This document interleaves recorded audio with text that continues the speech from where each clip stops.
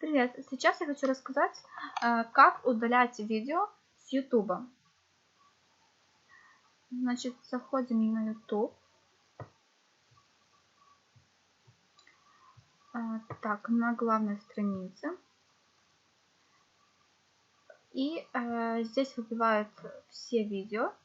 И выбираем видео. Нажимаем на него. И вот здесь внизу есть менеджер видео. Нажимаем на менеджер видео.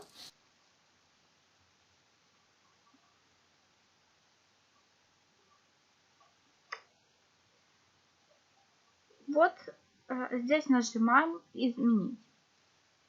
И выбираем, опускаемся в самый низ. Выбираем кнопку удалить. Все. Вот таким образом можно удалить видео.